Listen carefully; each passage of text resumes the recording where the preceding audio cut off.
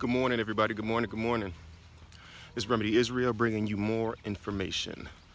Before I get started, I want to send prayers out to all the families who have been affected greatly because of the coronavirus. Just received some information an hour ago. They're telling people if you have mail, if you're getting mail, and once you receive it, separate it or something like that, they said, and open it the next day after.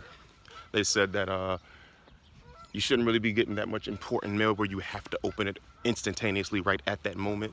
So if you do get it, put it aside for another, let a whole day go by and everything like that. So these geese is crazy out here. They're about to fight.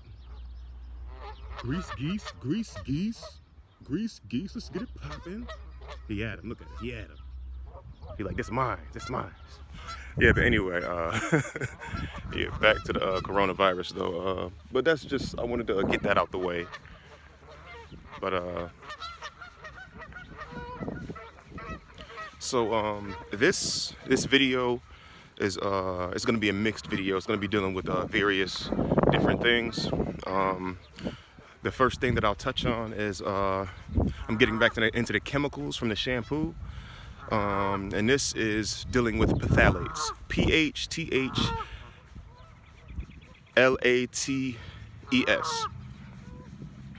The phthalates, that's how it's pronounced. It does a few different things. Excuse me, everybody. I'm just waking up too and getting up for the day. The phthalates actually can cause sexual hormone changes inside humans. It is very deleterious. I gotta speak loud, as car coming, or I can just be quiet.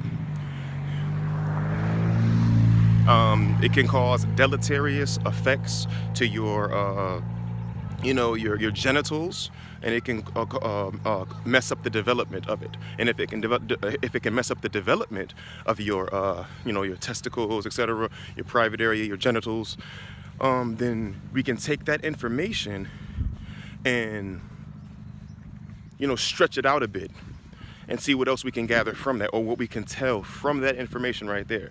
So just from that, if it can destroy your genitals, the development of your genitals, then if your genitals are already developed, then we can say that it can still cause damage. It still has to do something. So yeah, it can cause sexual hormone changes, a deleterious effect to the genitals, low sperm count, and it can cause low sperm quality. So I know during these chaotic times for the coronavirus that we're not that much worried about certain things like that, but we still need to protect ourselves from everything. It's a shame that every single turn in this world is something that's just messing you up. But yeah, stay away from the phthalates. If you look at all of my other videos, maybe about 15 videos down from this one when I upload it, but it's called I forget the name, but you could just look. I think it says shampoo chemicals, dangerous shampoo chemicals or something, but you'll be able to tell just by the title. Shampoo and conditioner maybe, or something like that. But it's a very, very beautiful day. During this time, I repeat again, let us protect ourselves from all different things. Don't just focus on the coronavirus. Focus on it enough to keep yourself from getting it, but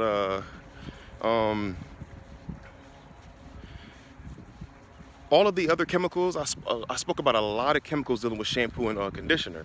And, and also back to the phthalates, couldn't leave this out. The International Agency for Research on Cancer has categorized phthalates as a possible carcinogen. It's a cancer-causing compound.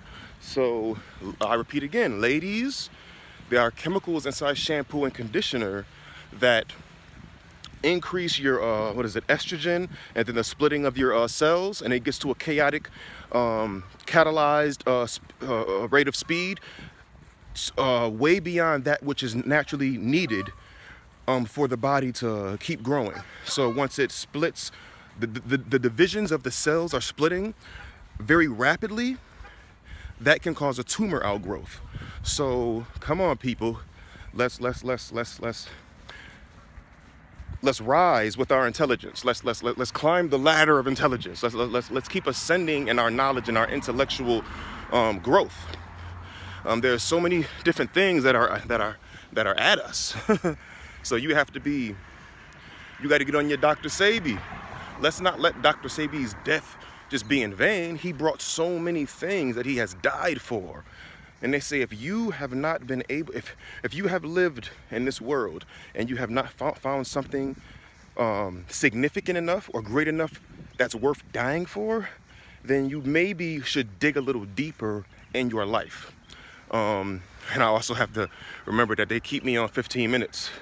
So I have to, we have 6 minutes and 13 seconds. So yeah, phthalates are actually considered carcinogen causing compounds. They cause cancer.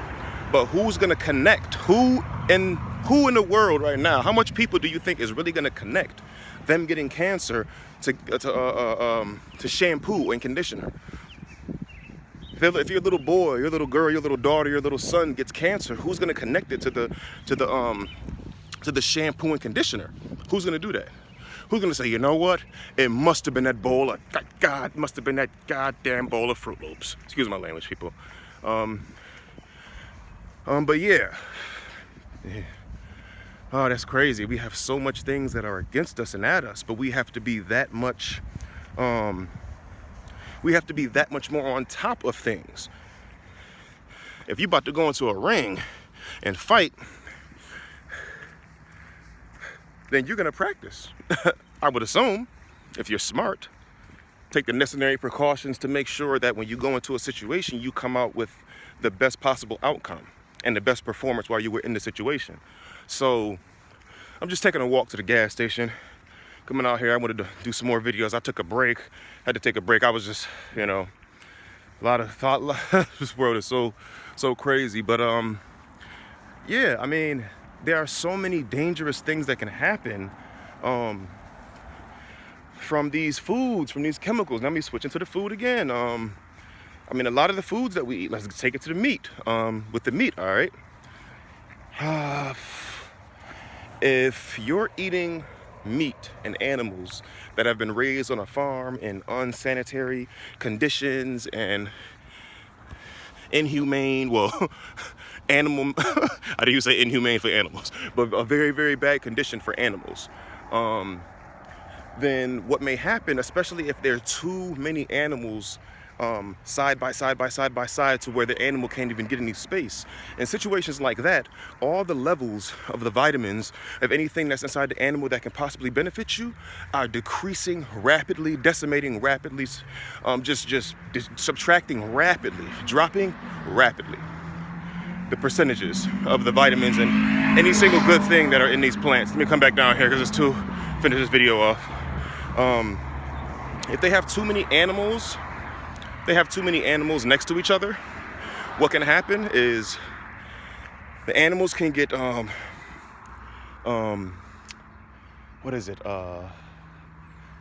yeast infections, like I said, all the vitamins and the nutrients inside the animal, which are obtained from eating grass, whatever it was eating, plants and whatever, and animals, it can actually drop. And they can, like I said, they can get yeast infections and all the vitamins that would have been there, except if they wouldn't have had them in those crazy conditions, unsanitary conditions and everything. Those nutrients would have been high levels, enough to, benefit you to a certain degree. But since they're keeping them in all these depressed situations and milieus and everything like that, it's just a very bad situation for the animals. And if an animal is depressed before it dies, then once you eat that meat, you will have some similar depression um, um, you will have some symptoms of depression, and you won't even connect it to the meat unless you're doing the research, unless you're throwing yourself in there, just going in and getting all the information so you can make sure that you have the best quality of life for you and your family. So yeah, there are chemicals once, like if an animal's being chased down, or even on a farm, if it's already there, it gets its head chopped off. That fear releases chemicals into the blood, into the muscles, into the very being of the animal itself, and it stays there. And once you obtain it and you digest it, assimilate it, all of those bad things that's in the animal are still there. The fear, the chemicals that are produced from the fear inside the animals are all inside there. So let us be very, very careful about what we're putting inside us. Another thing, we could do the whole unclean and clean animals, the whole Noah thing and everything. Deuteronomy, or was it Leviticus? The dietary laws. Now, when you see salmon, any fish that have scales, it would be considered a clean animal. It would be considered a clean fish. So it would be considered a clean fish, and the reason it has scales, all the emulsions, the dumping gas and oil and all the toxic chemicals inside the ocean and the seas and everything like that, what actually happens is the scales prevent the toxic chemicals from going inside the fish. Now, there still may be some, obviously some, to some degree, a small amount of chemicals that are still going in the fish that have scales, but they are way more beneficial for you if you're eating fish with scales, because all these other, catfish, these bottom feeders and everything like that, they don't have any scales. So all those emulsions, all those oil and gases in the sea and everything that they dump out, it goes straight to the fish, and it goes straight to you. And you are what you eat, what a shrimp eat. They go in every little shark and, eat all the plaque. And these bottom feeders eat decomposing dead matter. So when you're eating these bottom feeders and these unclean animals, what you're really doing is you're basically eating things that are very, very, very toxic for you. Shrimp, for instance, shrimp has a chemical in it called saxitoxin. Now, saxitoxin is it is a chemical that is inside shrimp, and it basically recalcitrates against your cells, or it keeps your cells from splitting and dividing, et cetera, et cetera. So a lot of these animals are not good for us. The pork, the pig, it has putrescine and sutrescine in it. It can't sweat.